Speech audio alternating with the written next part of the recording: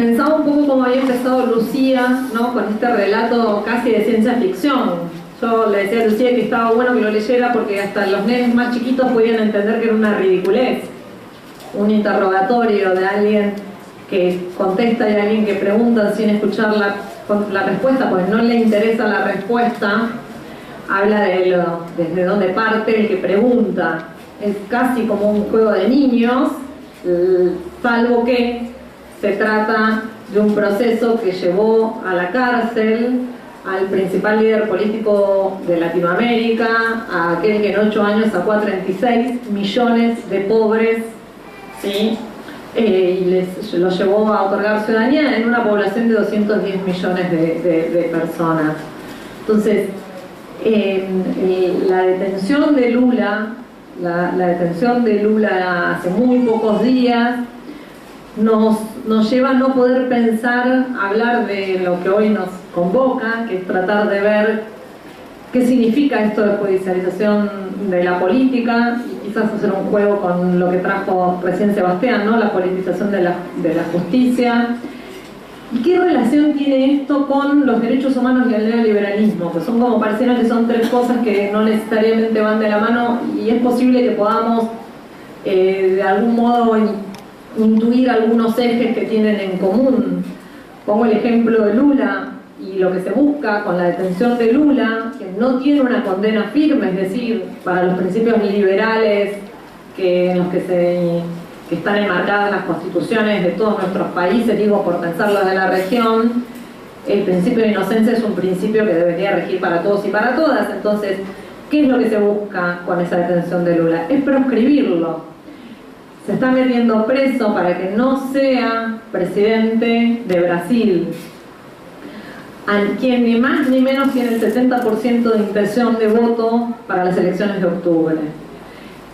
En la misma línea de pensamiento tenemos que pensar el pedido de detención y desafuero de Cristina Kirchner el 7 de diciembre pasado, por una causa en la cual, más allá de lo ridículo y que no podríamos hablar, y si después hay interés en las preguntas puedo avanzar, pero no me parece que sea ese el eje, como es la causa del memorándum por traición a la patria, con la clara intención de proscribir a Cristina para las elecciones del año que viene, más allá de que ella tenga intención o no de ser candidata, pero sin lugar a dudas es la principal opositora del gobierno hoy, es la persona que tiene mayor intención de voto, a pesar de que pueda tener un techo para algunos.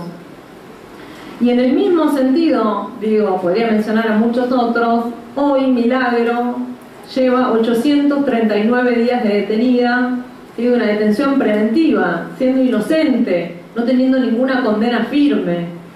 Y también es muy fácil entender que Milagro era la principal opositora al gobierno de Morales en el año 2015, tanto es así que Sanz, el candidato, el político radical y amigo de Gerardo Morales, lo dijo en una entrevista al aire, ¿no? En una entrevista radial: con Milagro en la calle no había gobernabilidad. Lo dijo así, no es Dixit lo que les estoy diciendo. Entonces, lo cierto es que no solamente acá en Argentina, sino en toda la región, podría mencionar los dos casos que recién mencionó Sebastián, el de Lugo, el proceso en Paraguay, el impeachment de Dilma, que tuvo necesariamente el Superior Tribunal de Justicia de Brasil para que pueda ser destituida. Pero podríamos pensar en la detención de Glass, que es el anterior vicepresidente de Ecuador, la situación de Zelaya en Honduras. Podríamos seguir pensando otros actores políticos de relevancia de la región que terminan presos o perseguidos por el Poder Judicial. Y uno podría decir, cambió, digamos, de repente todos los líderes populares son corruptos, y efectivamente llegó el momento de que el Poder Judicial cumpla un rol central, que es meter presos a todos los chorros. ¿Sí? Esta podría ser una explicación. Es una explicación que la vemos en TN todos los días, es una explicación que nos viene formateada y de la cual nos taladran cotidianamente los medios de comunicación.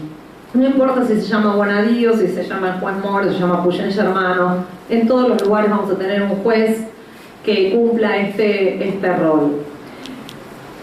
La pregunta, para aquellos que pensamos que eso no es así, ¿sí? Sin entrar en tela de juicio de los errores o no errores o de los hechos de corrupción que efectivamente todos sabemos que sucedieron en las distintas gestiones, no en esas que estoy mencionando, sino en todas, porque también hay un gesto de sinceramiento que tenemos que hacer del campo nacional y popular, que es hacernos cargo de los errores, ¿sí? Hacernos cargo de los errores, porque si no hacemos el mismo diálogo sordo que entre Moro y Lula. Pero lo cierto es que sabemos que esa no es la razón de esas persecuciones judiciales. Y la pregunta que nos tenemos que hacer es, ¿cuál es el sentido? ¿Para qué? Digamos, ¿cuál es la finalidad? El formato más o menos ya lo conocemos. Líderes populares que tienen una fuerte potencia y vigencia en la actualidad, es decir, no se persigue a Menem, quien está siendo juzgado en este momento por el encubrimiento a la AMIA, ¿sí? Y que está libre. A Menem no se lo persigue. Estamos pensando en que se persigue a aquel que tiene potencialidad política, que tiene vigencia política, con la finalidad claramente de proscribirlos, de asegurar, por un modo que no sea el democrático, ganar elecciones, mantenerse en el poder, llegar al poder, como fue en el caso de Brasil. Pero nosotros tenemos otro problema, porque acá, en nuestro país, llegaron al poder estos CEOs, como decía Sebastián, por el voto popular, ¿sí? Estamos viviendo un momento muy particular en nuestra historia, porque es la primera vez que los sectores más concentrados de poder llegan al gobierno por los votos, es decir, porque la gente los elige. Y un poco esto nos frustra, ¿no? Nos frustra, nos genera indignación, nos hacemos preguntas cómo es posible, y quizás tengamos que pensar un poco estos vínculos que la charla intenta poner en eje, para ver si podemos alcanzar algunas respuestas o algunas, o como dice Sebastián, llegar a alcanzar algunos nuevos interrogantes que nos permitan pensar juntos. Y lo primero que a mí me gustaría pensar es si existe algún vínculo directo, necesario, entre derechos humanos y neoliberalismo. Y entonces uno se preguntaría, ¿existe alguna relación, todos podríamos preguntarnos, entre el ajuste tremendo que estamos teniendo en el país, entre el aumento de tarifas, entre la baja de nuestros salarios, de nuestro poder adquisitivo, entre la concentración de capitales, entre la centralidad que tiene la ganancia financiera en nuestro país, sobre la apertura comercial indiscriminada, por mencionar solamente algunos de los principales ejes rectores de las políticas económicas actuales, con el retroceso en materia de memoria, verdad y justicia? ¿Tiene alguna relación con la autonomía de las policías, con los discursos legitimantes vinculados a la violencia policial? ¿Hay alguna relación con la pérdida de soberanía, como recién me decía una compañera, que estamos sufriendo y que en esta provincia en particular también tiene un eje central? ¿Hay alguna relación entre esas medidas claramente de shock neoliberal con la detención de Milagro, con la detención de Fernando Esteche, ¿sí? con la muerte de Nahuel, con la muerte de Santiago Maldonado, con la muerte del pibito Ferreira de Tucumán, con la víctima de Chocobar, que ya no me acuerdo el nombre porque lo que nos quedó es la doctrina de Chocobar? Y esta pregunta es central, ¿sí? Es central, porque yo estoy convencida que sí existe una relación. Y podemos hacer un ejercicio, lo podría hacer más largo, pero lo voy a hacer más corto. Sebastián nos hizo referencia a un tema que es central, que es la participación, yo no digo complicidad, la responsabilidad de los empresarios en los crímenes de la dictadura. Y uno tiene que preguntarse, ¿existe alguna relación entre el plan sistemático de represión ilegal con todos los delitos que conocemos, secuestros, violaciones, desapariciones forzadas, apropiaciones de niños, con la reestructuración económica, social, en términos que implicó claramente la baja del poder adquisitivo de los argentinos, la reforma sustancial en términos previsionales, sindicales, con la pauperización de los trabajadores, con los aumentos de los niveles de inseguridad productiva durante la dictadura? ¿Existió o no existió una relación Lo cierto es que aquellos que estudiaron el tema y que estudian el tema tienen clarísimo que hubo un punto de inflexión en el año 1975 con el Rodrigazo, que implicó ese momento como el momento del comienzo del neoliberalismo en nuestro país, ¿sí? Con un shock de medidas neoliberales que si las leyéramos, tuviésemos un rato, yo a veces hago el ejercicio, llevo un librito que se llama El Rodrigazo y leo las medidas. Yo no digo que es algo que sucedió en el 75. Una por una se repiten exactamente a lo que dijeron hoy a la mañana Caputo, los ministros de Hacienda y de Economía en nuestro país. Lo cierto es que a partir del año 1975 se llevaron adelante una serie de políticas que implicaron un cambio en el patrón de acumulación. Para que lo pensemos entre todos, hay una torta de plata, ¿sí? Y esa torta se reparte. No se puede aumentar la torta siempre es el universo. Lo cierto es que para 1974 esa torta se repartía 48% para los trabajadores, 52% para el capital. Fue casi el momento del 50-50. Argentina venía para el año 1974 de 3 décadas de crecimiento continuo. La tasa de desempleo era del 2%.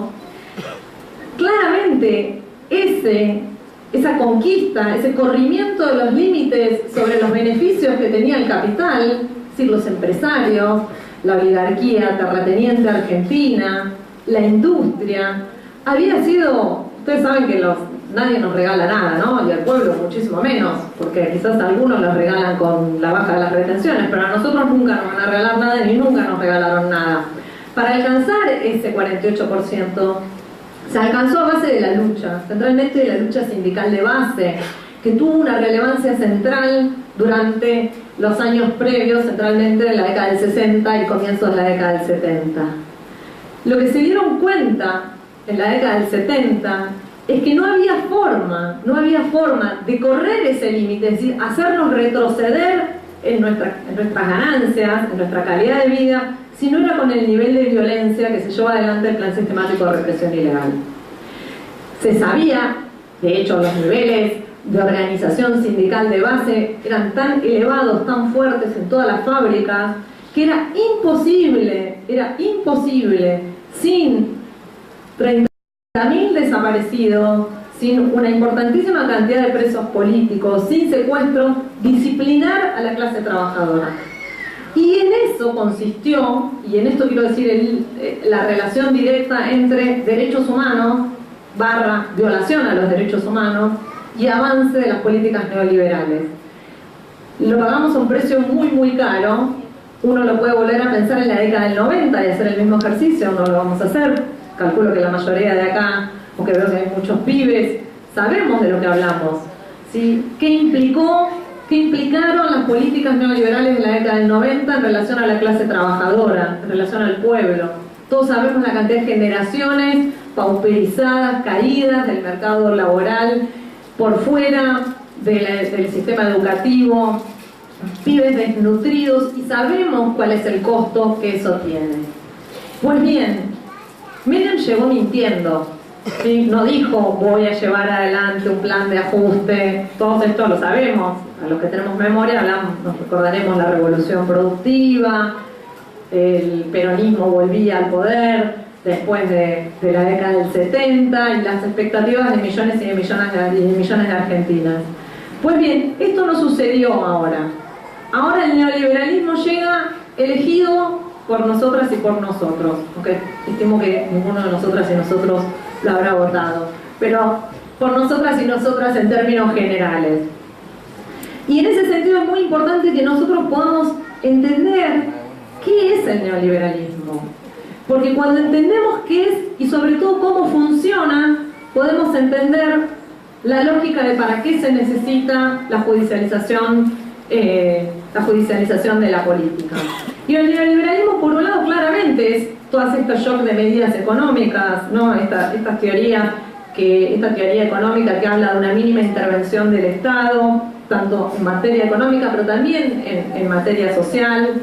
Es la idea que el mercado se regula libremente, las reglas de la competencia, una competencia que es competencia entre mercados, competencia entre regiones, competencia entre países, competencia entre empresas y competencia también entre individuos, ¿sí? Y lo cierto es que el neoliberalismo vino a pelear centralmente contra el Estado social. Ustedes saben que después de la Segunda Guerra Mundial se instaló a lo largo del mundo capitalista el Estado benefactor.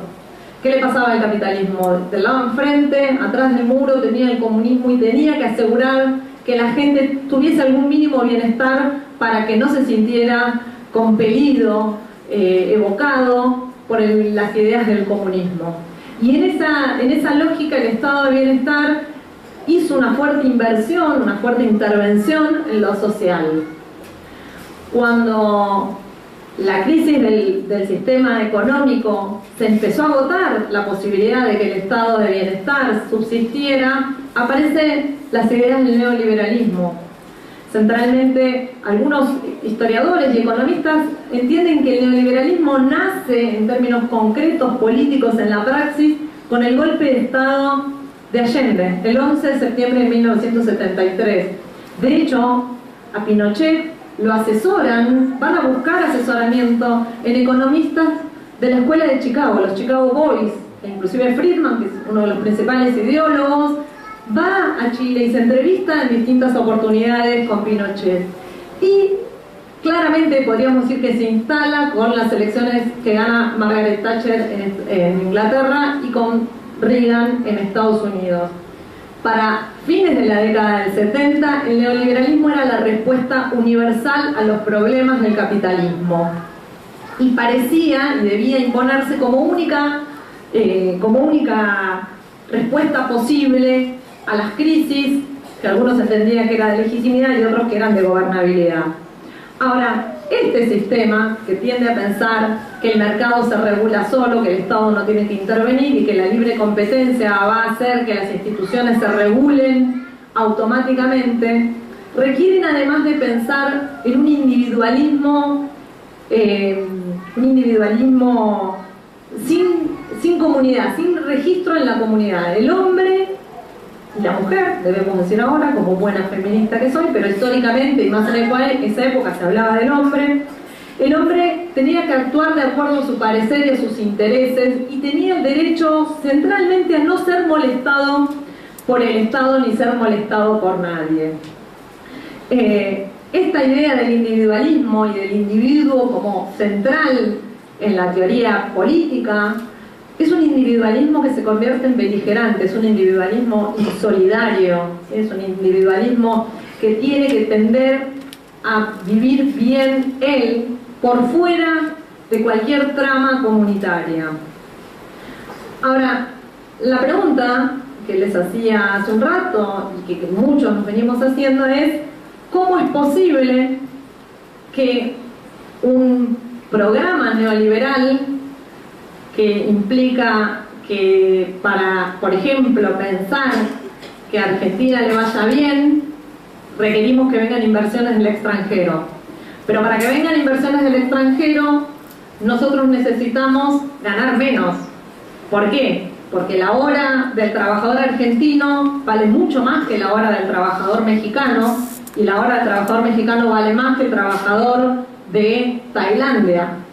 Entonces, que para que venga capital financiero, porque el capital financiero ya no es más nacional, sino es internacional, necesariamente requerimos que nosotros vivamos peor. La lógica es así de clara, y sin embargo esto se dice. Entonces, el costo laboral tiene que bajar. La reforma previsional se requiere, la reforma laboral se requiere, las indemnizaciones no pueden pagar tanto por indemnizaciones. Los 3 proyectos de reforma laboral que ingresaron casi en un acto de ironía 2 días antes del 1 de mayo, que los presenta este gobierno, tiende a que nosotros perdamos derechos, y nos lo dicen, como sucedió en Brasil, que si nosotros no perdemos derechos, es decir, cada vez vamos más atrás de esos límites que habíamos conquistado, no va a venir plata y no vamos a vivir mejor. Es decir, tenemos que pensar que vamos a vivir mejor en el futuro, en el segundo semestre, cuando derramen las inversiones, pero para que eso suceda en el futuro, hoy la tenemos que pasar mal. ¿Sí? Es así, digamos, no hay ninguna interpretación extraña a la que estoy haciendo referencia. Ahora, este modelo económico requiere necesariamente, para lograr que nosotros lo votemos y se sostenga, construir un nuevo sentido común. Y para eso construye y modela nuestras subjetividades. ¿Sí? Sin nosotros creernos que efectivamente hay que, yo pienso en los jubilados, la cantidad de jubilados que votaron un gobierno que inmediatamente le redujo la capacidad de mantener su poder adquisitivo, reformas previsionales, le quitaron derechos sobre los costos, descuentos en los medicamentos. Evidentemente hay una construcción en la subjetividad de todos y de todas que nos llevan a pensar que a pesar de lo que nos dicen y que no nos mienten, eso puede ser lo mejor. Y esto tiene que ver con que para colonizarnos y para construir centralmente este disciplinamiento en la sociedad, nosotros vivimos, las sociedades en un modelo neoliberal no son exclusivamente sociedades de mercado, ¿sí? Donde se mercantiliza nuestras vidas, porque efectivamente lo que se tiende es a eso. Si uno lo piensa en Chile, que es claramente una sociedad basada, que ha tenido una hegemonía neoliberal en las últimas 3 décadas, todos para estudiar tienen que pagar, porque está mercantilizada la educación, algo que todavía nosotros somos orgullosamente, digamos, tenemos educación pública, cada vez más pauperizada, porque lo que se tiende es a eso. Y en la mayoría de los países se paga por la educación, por la salud, se mercantiliza la salud. Entonces vivimos efectivamente en sociedad de mercado, y la sociedad prototípica del neoliberalismo es una sociedad de mercado. Pero no solo es una sociedad de mercado, sino es una sociedad de control. Y decir que es una sociedad de control no es lo mismo que vivir en una sociedad disciplinaria, como algunos estructuralistas plantearon en la década del 70, donde por temor nos disciplinan sobre qué hacer y qué no hacer. La sociedad de control lo que nos hace es imponernos deseos. La idea del consumo, la idea de que se puede comprar, de que uno puede ser feliz con plata, la idea de que uno pueda tener goce en lo que nuestros deseos sean formateados, ¿sí? Porque nuestra subjetividad está formateada, donde nosotros vivimos corriendo, donde nosotros creemos que es exitoso el que tiene tal o cual cosa, donde cambiamos los parámetros de éxito, los parámetros de familia, los parámetros de comunidad. Son centrales porque nosotros gozamos de nuestro propio padecimiento.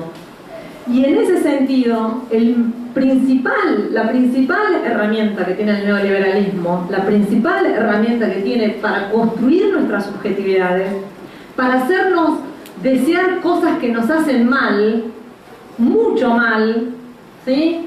Es ni más ni menos que los medios de comunicación y las redes sociales. Si nosotros tenemos todos los días, prendamos la radio, prendamos el televisor, leamos un diario, vemos en internet, las redes sociales, eso es lo que nos construye claramente nuestra subjetividad.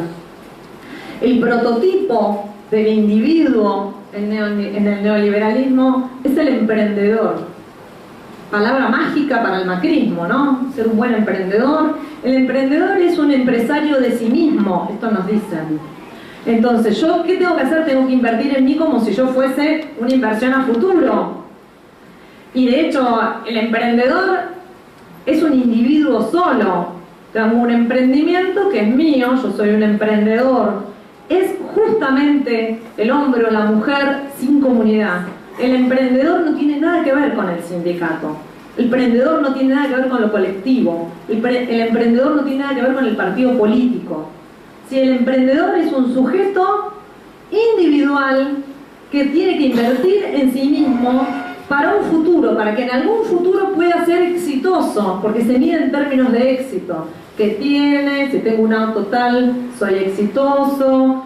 Si viajo afuera, soy exitoso. En términos del éxito y siempre pensando a futuro. De hecho, el neoliberalismo para este emprendedor requiere necesariamente no trabajar, no mirar, no pararse desde el pasado, no desde la memoria, que era justamente lo que nos decía Sebastián cuando cerraba. Tengo que invertir en el presente porque el porvenir es lo que voy a tener asegurado si soy un buen emprendedor. Claramente, si no soy un buen emprendedor, no voy a tener un buen futuro. Pero además el emprendedor depende de sí mismo, no del Estado, no de la comunidad, no de lazos solidarios, ¿sí? En definitiva, el emprendedor es que nos quedamos solos, a la intemperie. El neoliberalismo necesita eso. Y claramente los medios de comunicación trabajan, apuntan y trabajan y laburan diariamente por romper lo colectivo. Y lo colectivo es lo político. No hay nada colectivo que hagamos, sea lo que sea, que no sea esencialmente político. Cuando en una de las manifestaciones de los últimos años del macrismo cantaban "vinimos con la SUBE", la tarjeta, eso quería decir algo. Ese es el grito antineoliberal. Vine solo, ¿sí? La idea de vienen en colectivos a comer choripanes no tiene que ver exclusivamente la cosa racista y antipopular que tienen intrínsecamente. Tiene que ver con otra cosa. Tiene que ver, porque para nosotros movilizarnos en un colectivo nos tenemos que organizar, integrar todos, nosotros, ¿sí? Poner guita, todos los que militamos, vivimos poniendo guita en nuestro bolsillo, nos organizamos, vamos, duermo en la casa de ella, ¿sí? Es esto es lo colectivo. Entonces la idea de que yo voy sola, convocaron por Facebook, eso es justamente la lucha de la antipolítica. Y la lucha de la antipolítica tiene un lugar absolutamente central en la judicialización de la política. Porque la necesidad de que cale hondo en la conciencia y en la subjetividad del pueblo, de que los políticos son chorros y corruptos y que por eso deben ir presos como una asociación lineal sin posibilidad de pregunta alguna, como el diálogo entre Moro y Lula, es lo que efectivamente se busca. Y por eso yo al principio cuando preguntaba, ¿para qué esto? ¿Solamente es para ganar una elección? ¿Para asegurarse después de la chanchada que hicieron en Brasil, destituyendo a Dilma, que no gane Lula? Sí, esa claramente es una opción. Pero tiene una raíz mucho más profunda, porque lo que nos necesitan es despolitizados, es desorganizados. Y en cuanto nosotros efectivamente compremos ese esquema, ese modelo de control que nos quieren imponer, ya está, tienen vía libre. Tienen vía libre para que esa resistencia, esa puja, esa lucha, que además el pueblo argentino es realmente combativo, y nosotros estamos mucho mejor que lo que estábamos en los 90, donde había un nivel de desorganización tal que permitió que se avanzara en desmantelar el Estado, vender el Estado, regalar el Estado. Hoy la lucha la estamos dando, las damos en las calles. ¿Sí? Cuando quieren ir por la reforma previsional, ahí estamos diciendo que la podrán sacar, pero que no va a tener un costo cero. Si efectivamente nos convencen en su modelo de antipolítica, lo que van a tener asegurado es que van a poder avanzar sobre todos nuestros derechos, sin lugar a dudas. En este sentido quiero solamente recalcar una cosa más, que me parece que es imposible, por lo menos para mí es imposible hablar sin hacer mención al movimiento de mujeres. Hoy nosotros estamos viviendo una nueva oleada feminista. Digo una nueva porque no es la primera, más allá del impacto revolucionario que está teniendo. Y hoy ser feminista es necesariamente ser antipatriarcal y es necesariamente ser antineoliberal. El movimiento feminista tiene en el centro la vida. ¿Sí? Nosotras peleamos por la vida. Centralmente hasta la cosa más primaria, ¿no? Por la vida nuestra, por la vida de las compañeras que contó Sebastián que fueron asesinadas por hijos del poder. Pero además en cada una de las violaciones, de estos hechos que recientemente tomaron resonancia pública, como los casos de la manada, también se pone en juego la vida, también se pone en juego las estructuras patriarcales, las estructuras conservadoras, los lugares que siempre nos han querido dejar a nosotras, digo nosotras, a las mujeres disidencias sexuales. En esa lucha también hay mucho que aprender, porque es una lucha horizontal, es una lucha sin representaciones ni jerarquizaciones en términos de representación política. Es una lucha que estamos dando también por la autonomía de nuestros cuerpos, y es imposible pensar que se puede vivir efectivamente en una democracia sustantiva, no como la que estamos viviendo, sin ese lugar para las mujeres y para todas las disidencias sexuales. Creo que hoy nuestra tarea es resistir el avance, es ser muy conscientes de por lo que efectivamente vienen, y dar una y todas las luchas, aunque estemos cansados, aunque por momentos estemos realmente agotados, aunque por momentos pensemos que la lucha es realmente desigual, como sin lugar a dudas lo sentimos que es, pero hay que dar una a una, porque en cada una de esas se juega centralmente nuestro futuro. Así que muchísimas gracias.